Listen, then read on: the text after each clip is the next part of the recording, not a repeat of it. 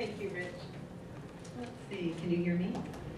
Want to see how much I can move? Can you hear me? There. Oh, good. Well, I'm really happy to be here, both as a presenter and as a participant, because I think it's really important that we take time to consider the ways that consciousness is not dependent on a body, is not dependent on a brain. And it's really handy to have 3 pounds of this here. It's very useful. But we are so much more vast than this. There's so much more splendor in who we really are. And I'm thinking that when we gather like this, we are paving the way for other people that come after us to just swim in these waters more easily, more naturally.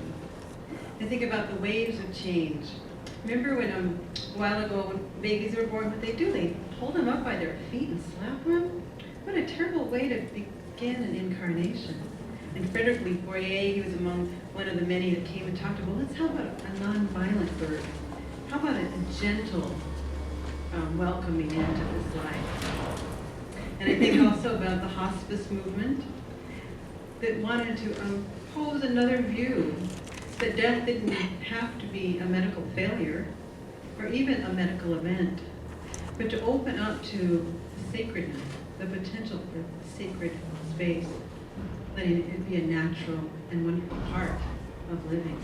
Now, can you hear me with all that sound over there? Yeah, sorry about that. They just timed that. It's timed it good. Well, let me know, if you can't hear me, just raise your hand and I'll be closer. So, I like it that we can come together and consider that consciousness does survive death. That consciousness can and does continue. Consciousness can and does connect. And consciousness can and does communicate. And we were talking about a lot of ways about outer manifestations of this consciousness communicating. But the Life Between Lives hypnotherapy is much more about an inner knowing and an inner connection. It's about getting very deep inside and really exploring that water that we swim in. And as we gather like this, I think we are also playing a part in a cultural wave of change. That things like this in the movie, it would not need to be science fiction or paranormal. It would just be normal. It'd just be news. And so I think we are playing a part in changing the paradigm of who and what we identify as self. I mean, who are we? We're just this mind and body and story. So to begin, I'd like to invite you to just suppose some things with me. And if you like, you can be comfortable, close your eyes, however it works for you.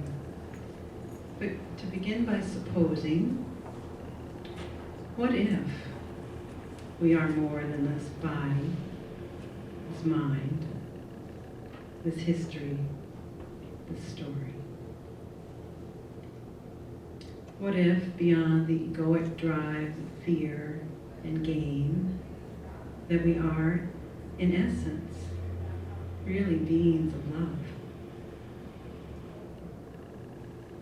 What if this experience that we call life is really just a semester of Earth School?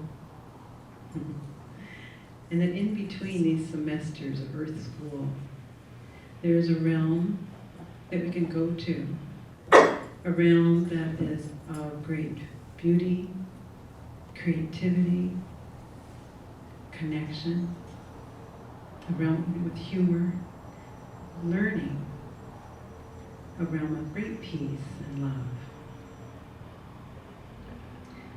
So what if, beyond the costumes of this life, that there is another and a larger story of who we are? So just taking a moment. Sometimes we hear these ideas, but we don't take a moment to lean into them and feel into them.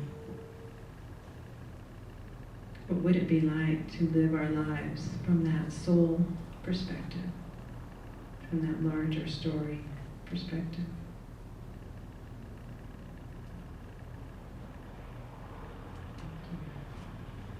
There's so many ways to tap into that larger story. And I'm here to share a little bit about the Life Between Life hypnotherapy way. And as Rich was saying, it was developed by Dr. Michael Newton, a skeptic, but a meticulous researcher. And that he found, much to his surprise, that people one after another, without being briefed, without any pre-suggestions, kept running into these same experiences, kept going into these places. And it was not hell, it was not even according to religious beliefs, they were going into these places that had so much to offer them. And their experiences while in these deep places of hypnosis could change their life in great ways and very quickly. So he explored this consciousness that is before birth and after death. And he explored this realm that he never believed in, that some people call the spirit world, or a lot of people call home. And Rich asked me to share a little bit about my own story. And the truth is I'm a very more private person, and I usually don't share. But life is calling me out. It's calling me out to share more and more. So you're the first. I admit. So I'd like to share a little bit of my own story. And I think I'll begin with a story from the Jewish tradition. And it's about why we have this little indention here. Maybe some of you have heard of it. No. Well, it's really interesting that something in this long Judaic tradition really mirrors the Newton information. So the story goes like this, that before we're born, we get to be with our friends, our pals, those that know us and love us the most. And we start to talk about, what's the next incarnation going to be like? Who are you going to meet? What are your challenges? What successes? Just kind of lay it out. You really get an overview. Oh, this is what possibly could be like. But before you're born, there's this thing that happens where you go, shh. You press that little indentation, and a veil of forgetfulness comes down.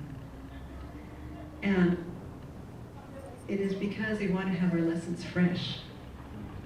We want to not know the outcome. You really want to go to those choice points and make those choices. As one woman said, you got to dig deep to make some of those choices. If we knew everything, we couldn't, which doesn't seem a little not fair sometimes, but there it is. So with my own story, I think the seeds of why I came to this work, really, it started at birth. It started at birth because I think that veil of forgetfulness was really good in some ways, but it didn't go all the way down. So I came in really remembering. And I think if there was a theme to this, it would be memory, nostalgia, longing, and finally acceptance. So I look at my little baby pictures, and it looks like this child is somewhere between really pissed off and stoic. Just like, oh, how long is this going to last? And really, I look, bereft. And as I grew, I was really trying to figure it out. It didn't feel right, and I had a loving family. I say nothing bad about my family, loving family, but they didn't really feel like my family. And we were safe, but I felt like the world was so harsh, so inundating to me. And I felt like a fish out of my water. And as I grew up, I began to, in retrospect, really contrast what I felt or had memories of the spirit world and what I was experiencing here in this thick place. I called it the thick place. And as I began to have language, I would talk and think about the before. I really liked the before. And I had a sense that I was in the before a lot longer than I was in this. And I remember thinking, and like many children, I had a real sense of, what people were really thinking. And I thought, what a strange world. There was these things, what they're really thinking and what they were saying. And everybody's playing this game and they're pretending that what they're saying is the real thing. And to me, it's like, wow, what a strange thing to do. And I remember I did an experiment as a small child, and I got really close to my mom, physically, right there, and I purposely thought bad thoughts towards her. And I watched her real carefully and thought, she has no idea. She has no idea. And I was amazed. I thought, oh my goodness, I have a private world. I thought, oh, at first it was really kind of fun. I had this private world of thought. But then, you know, it felt tremendously lonely and isolating. And I think a couple things about the spirit world is it's transparent. There's no judgment, there's unconditional love, there's why hide? So that was one of the wake-up calls, my goodness. And so in my child mind, I thought, well, this is a place where people lie. They're pretending, oh, this stuff over there is true. I also was absolutely convinced I should be able to fly. Anybody else? Okay. Yeah, absolutely convinced. And it went up beyond the time where, you know, magical thinking usually stops. And I would jump off of things, you know, and higher and higher. I thought, it's gotta work, it's just gotta work. I jumped off the roof. And I was continually limping to school because I was spraining my ankles. Because I thought, oh, it's just, you know, it has to work. So I thought, okay, people lie and you can't fly. Where am I? There's another thing, my family, they weren't religious, they're Catholic, but by the time I was 5, they decided to leave the church. And at that time, it was all in Latin. So I had no dogma, which was really great, but I had the experience, you know, you'd stand up, sit down, kneel, and this feeling, this lovely feeling, that's one thing I really did like about life. And I had other joys too, it wasn't sad, just this undercurrent of longing.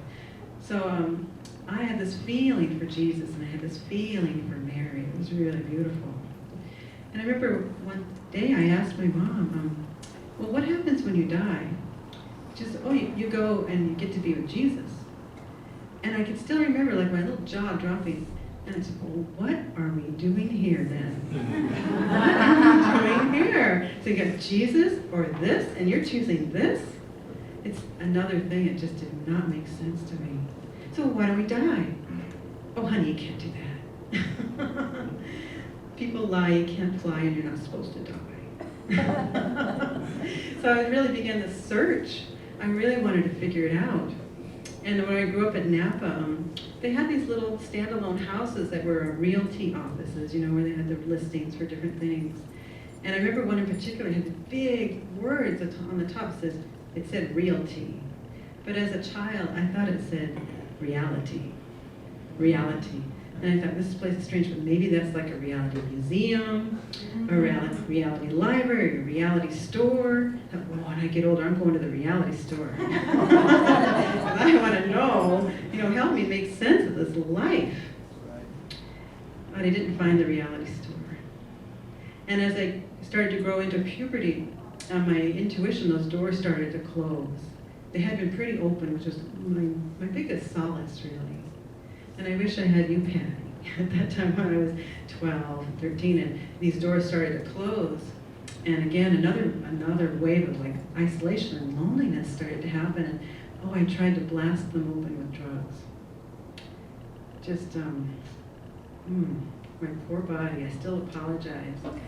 And I tried, you know, systematically different things. Okay, this one, I tried to a pretty good degree. Darn, that doesn't work. I'll try another.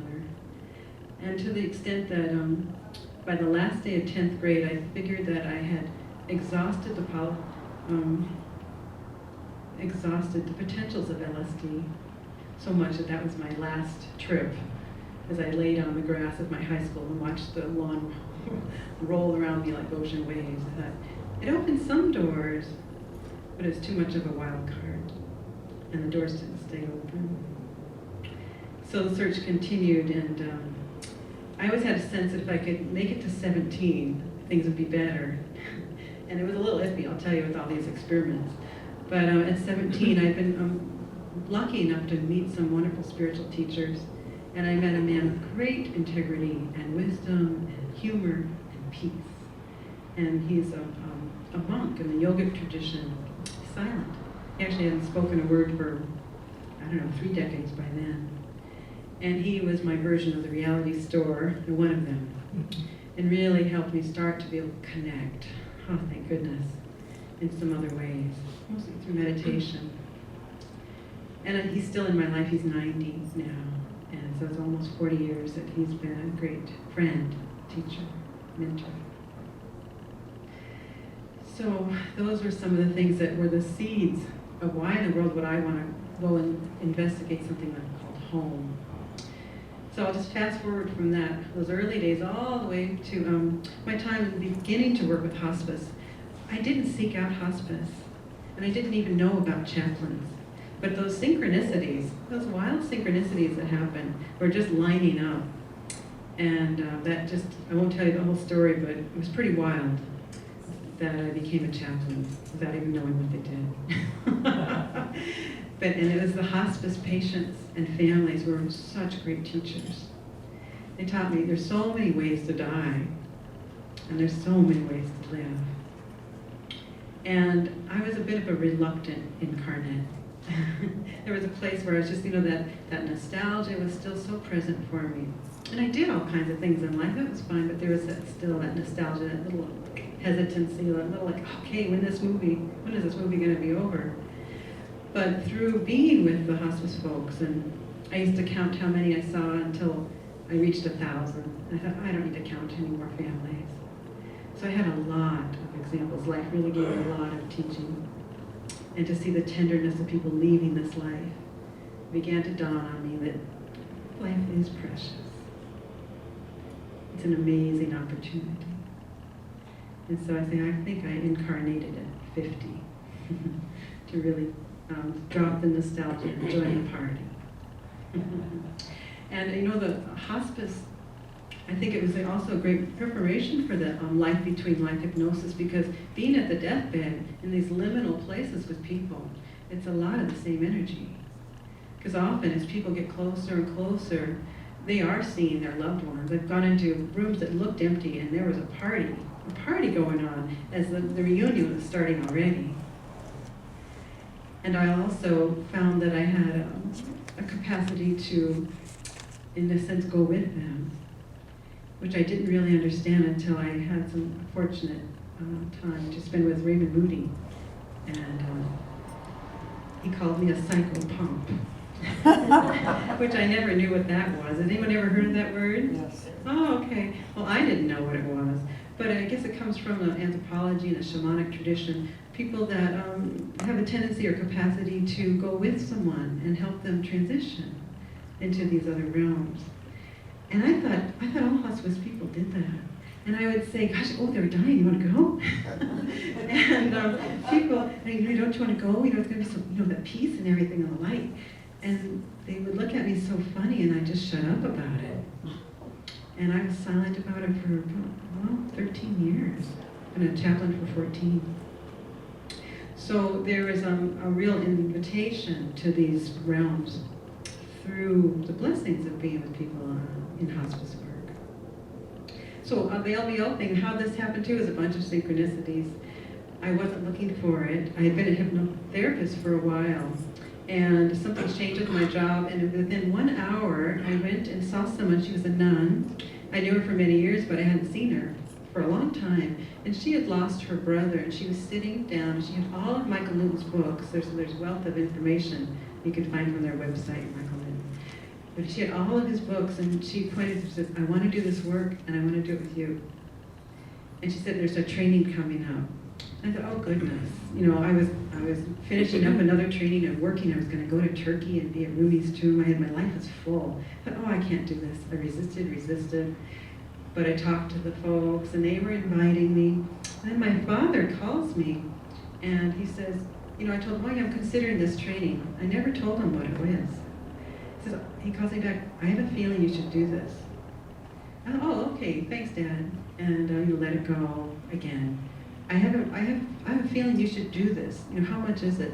So, well, it's this much. It's this island in North Carolina or South Carolina, so it's going to be a bit of money. Calls me back, says, I'm writing a check. I really feel you should do this. And I still said, no, independent. And then he says, this is from your mother. And my mother died in 1986. And I went, okay. So they drew me in. And then there's just been nudges all along. So that's how it came to the LBL work.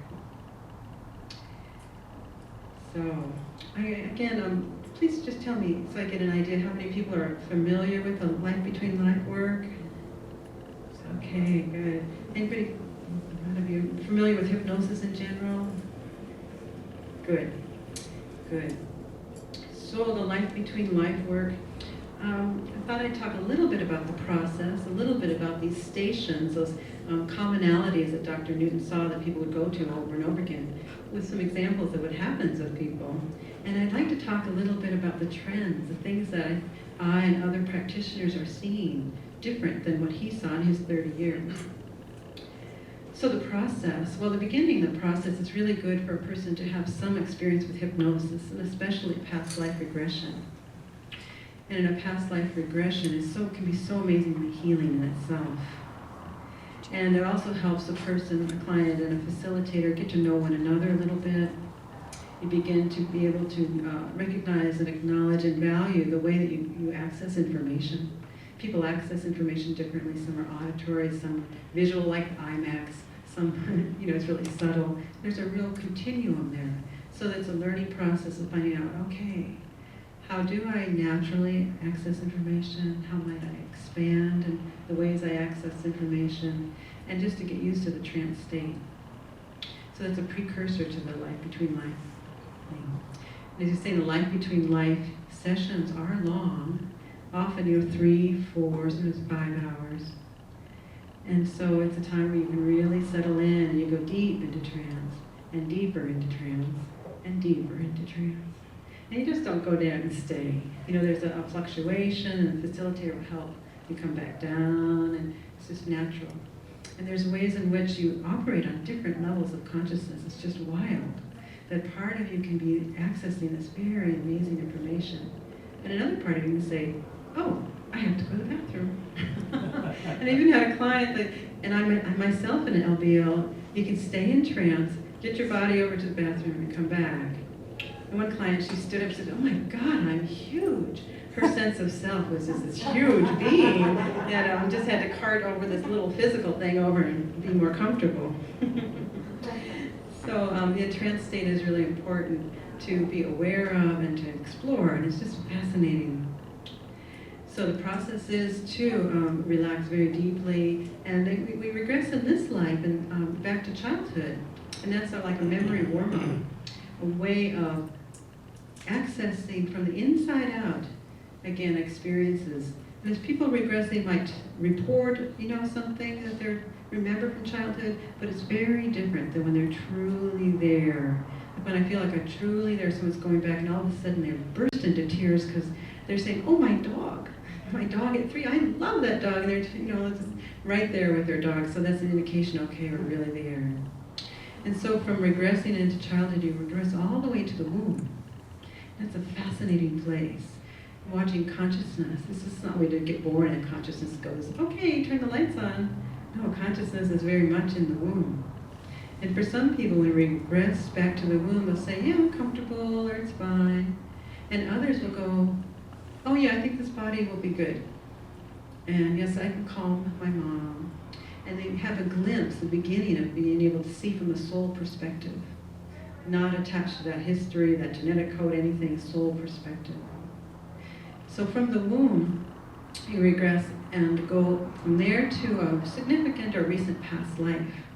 And Dr. Newton found that it was easier, it's just more of what we're used to go into the spirit world from the experience of death. So that's why you regress into a past life and just touch on it a little bit and then go through the death experience, which has become one of my favorite parts of past life regression to experience, because it's a freeing, it's a liberation. It feels kind of good.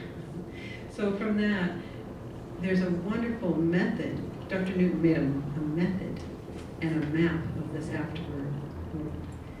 And he's devised certain statements that have been really crucial and useful through his 7,000 plus experiences with people that are almost like little passports to get past one gate and to another. So there's ways to help people in that after-death place to rise up, generally. And what happens after that? Well, those stations that are familiar or common, one of them is that you often get to be, well, you are greeted. Sometimes you're greeted by your guide, and maybe some people think of like a guardian angel, but apparently what he found over and over again is that we all have like a guide, like a primary guide that's with us through long, long periods of time, that knows us completely. And that guide, they have different styles or different personalities. Some are very humorous, some are more loving, some are very hands-off. They all have their ways. But in the experience, people often get to meet and be with their guide, and sometimes it's a beautiful, amazing reunion. And often they'll say, well, oh gosh, of course. First it seems weird, it's out there, and then it's like, oh, of course. There's again that water that we swim in. Oh, that I've known him forever. And one of the wonderful things that happens with this reconnection, this conscious connection with a guide, is that it doesn't stop when the session stops. Like one woman, I'll call her Lori, she connected with her guide who gave her amazing amounts of information in her session. But then she found out the next day, the guide was still there. And the next day, and the next day, and the next day. And so she began this wonderful relationship that she was able to have a touchstone, an information source, a companion in life through her guide. There's also, we can call our soul group. Dr. Newton saw that we all have a group of soul friends that we incarnate with over and over again. And that we take different roles for one another. Sometimes there's different purposes in a group. Some purposes are into healing. Some groups are into invention. There's different qualities that a soul group might have and the people within them. But a wonderful thing that can happen is this reunion again. Like, these are my people. Like I said, when I came in, it's my family, but it's not my family. So when people come and they're getting into connection with their soul group, they often see them, and there's a greeting and a melding and like a great celebration. Oh, it's you. Oh, it's you. And I worked with a wonderful man who, very sensitive healer, and he just always felt alienated in life. Not really, it wasn't the depth of connection that he needed or wanted.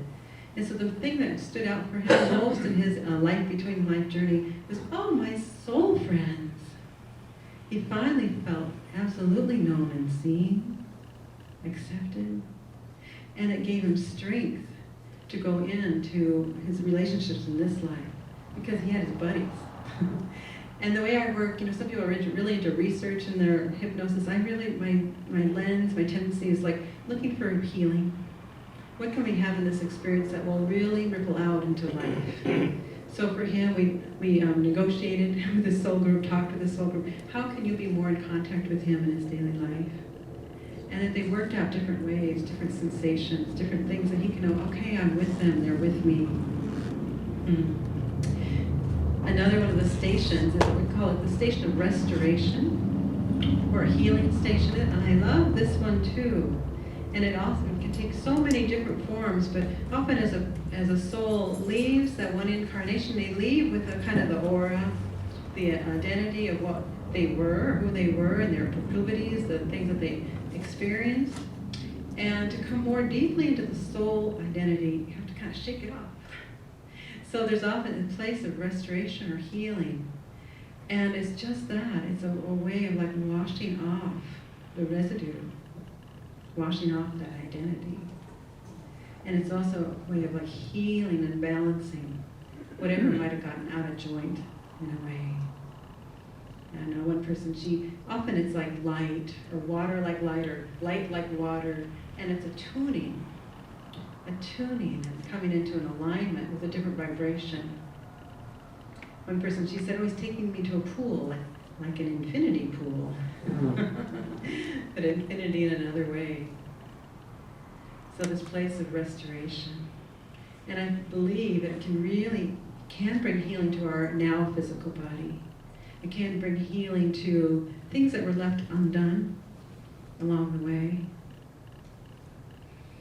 And sometimes there's a way to connect more deeply with Source in this place of restoration. That's one of the things that happened with my first LBL.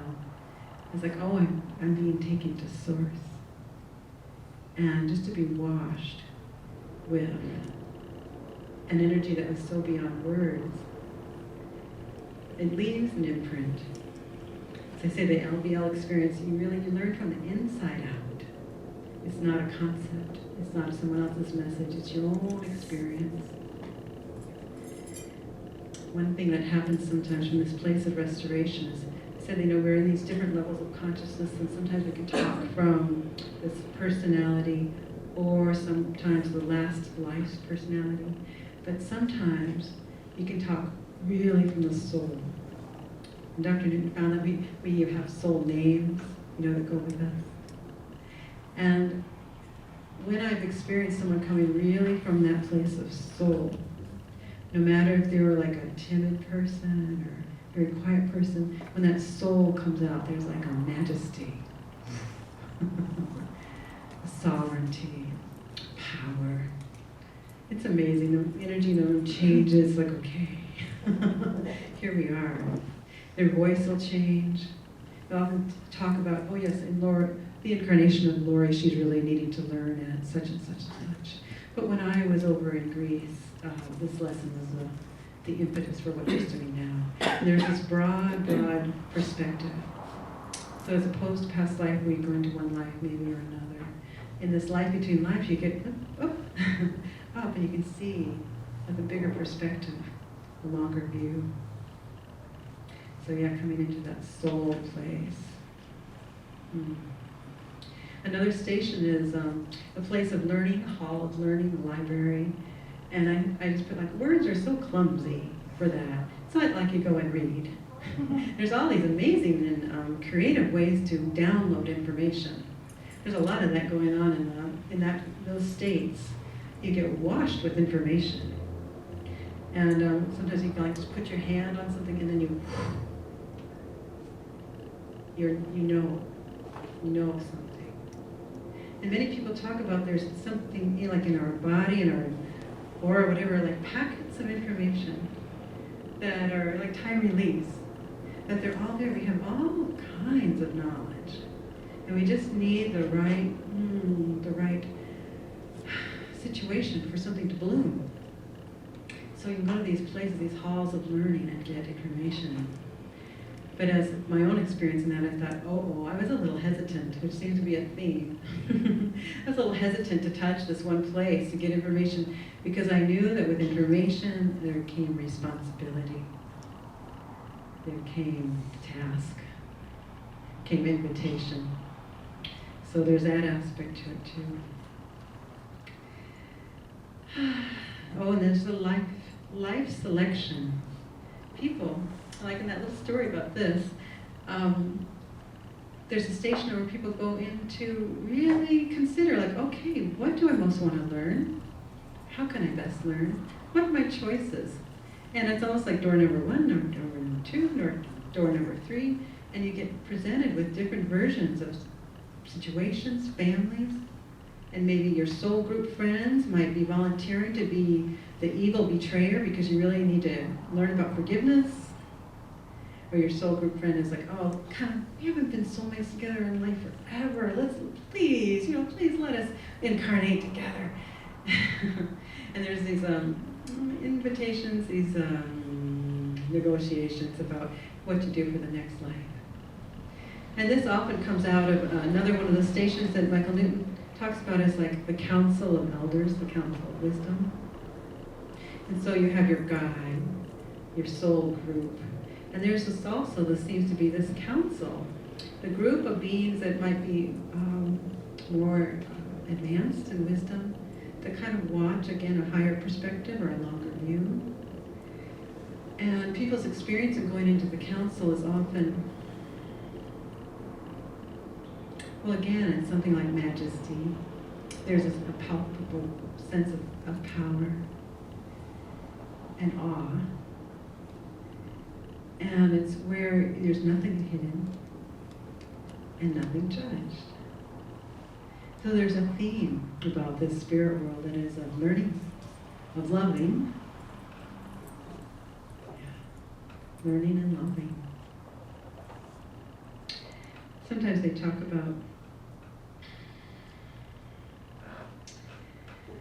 some of the things that can come from life between life is like an ultimate reframe. ultimate reframe. So often what I see is that people come to an understanding, things that they thought were so unacceptable, so unfair, to take that view and put it aside and say, oh, this was my opportunity to learn. So from blame to opportunity, from victim to creator. And I'll talk briefly about one person. She was someone who actually experienced an awful abuse as a child, but she had this light spirit. She had a light spirit, but because of that abuse, she had many layers of anxiety and difficulty. And she had this overriding feeling like, what did I do wrong to have such experiences? But as she came into this life between life realm, what she came to know was that she was actually a very brave soul, and that she had volunteered to be one of those to learn about suffering. She wanted to learn about suffering and the effects of it. She also volunteered to uplift a certain family, to bring a cleansing to a certain family. And as she was in these realms with her loving beings, just bombarding her with light, bombarding her with love, and acknowledging her, so that her main guide just came and like held her face, because she was like that, held her face and said, you were very brave. You were very brave to take on this very difficult assignment. And so this woman that had been living with like these cloaks of, and this different kind of understanding of like karma, began to just be able to throw them off. And again, it's really interesting, this change in identity. Is she that person, that story, that little snippet? Oh gosh, maybe she's this soul that decided to take on a very challenging life, to see if she could love in the face of a lot of difficulty. And that she was getting the acknowledgement, yes, you did. Yes, you can love, yes, you did love. And a congratulations. It was a beautiful thing to be with and witness and feel. Because as a facilitator, you get to feel it too. The room was like filled with light, filled with light. And so while we spent moments in silence, just tears that wash of this beautiful insight, knowing that she was receiving. And I like to follow up with people this way. So this woman was able to accept love into her life. And a while later she contacted me, she asked if I could facilitate her wedding, that she'd found her partner. And a little while later she said, yeah, she found her work. And she's now living a life so much more connected to that essence part, undamaged, ready to serve. And I talked to a therapist friend, and I said, wow, this woman seemed to have this huge transformation. She said, oh, that's not possible. That kind of thing takes years. But not necessarily. If there's a knowing that comes so deep inside, that really like picks up the phonograph needle and puts it way over, and you start to live life with a whole other set of assumptions. And it is possible. It is possible. Yeah. And there's some integration work. Integration work is very important. So if a body and brain has a whole other neural network in place that is of blame and self-depreciation, things like that, there is a little work. You've got to practice. Build some new neural networks to say, oh, I'm worthy. But it's much easier when it comes from a place of yes, than maybe. So perhaps I can go from that to talking about some trends. You ready for that? Yes? Well, it's so fun to talk to other facilitators, and I think there's 233 now around the world. And just to say the Michael Newton folks, they made a new website. It just came out, I think, last week. So there's more information there. If you're interested, you can find therapists for all over. There's also information about how to train for this work too. But we get to talk with one another and compare notes, which is fascinating. So one of these trends, one of them was this experience of source, that became a little more common, that people were really getting called to get tuned. And actually I felt something similar the first time I was at Rumi's tomb. I was just silenced in tears, and this beautiful Sufi sheikh said, "What's happening?" And I said, I'm getting rewired, and I'm having a reunion. And I think this experience, and people are having this experience of source, it's also, we're getting rewired. I think we're getting more like receptors for love, we're getting more ability to let go. And it's a little bit beyond words, but I think it's a real energetic shift that's happening. So that more and more people are just feeling invited into this place of source. And I have a theory. The source is huge. Source is so beyond anything. But we experience it as much as we can, as much as we have the capacity to experience it at any one time. So you might feel, oh wow, I experienced source. But that's today's capacity. You know, next year's capacity might be, ooh, bigger. And source is always more. So there's source. Another trend is this really interesting thing where I've run into some amazing people, and they're living truly multi-dimensional lives. Some man, he's so intelligent. I was always 5 steps behind him, but he was very patient with me. But he has this fancy job of great responsibility, and he's also leaving his body left and right, and having these other experiences. And he came to me because he wanted it to be done. He was having tremendous headaches. He was like, oh, I just can't handle this anymore. And he felt like he was here and there and here and had this job.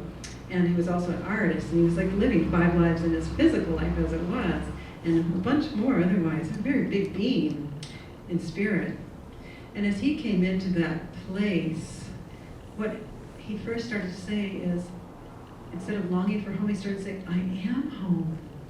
I am home. I am home. And he began to connect all these other parts of him that was functioning on different realms in addition to this. And before they were all happening, but there wasn't this beautiful connection.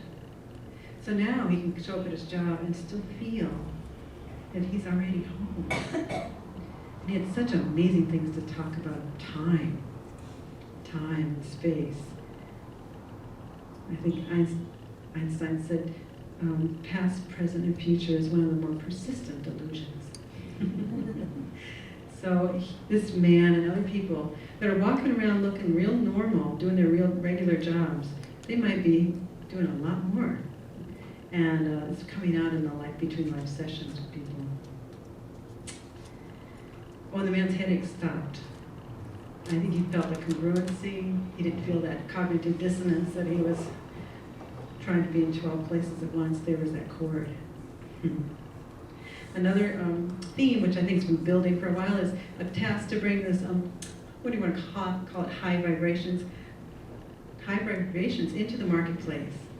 It's not a time to be in a cave or a convent or be quiet. To bring high vibrations right into the mix of life. And uplift from there. And linked to that, it's been really curious, and it's been in my experience a lot, that, and especially for some women that have come in for sessions, very capable women that have held back a little bit. And they've been being shown experiences that they've had of great examples of compassionate power. People that have come and had an aversion to power because power went so much with corruption. And so these people are getting these experiences of here is how you do power with humility. Here is how you do power with kindness. Here is how you do power with the eye to the whole. And these quiet women are starting to do wonderful things in the world. Again, because it's coming from inside.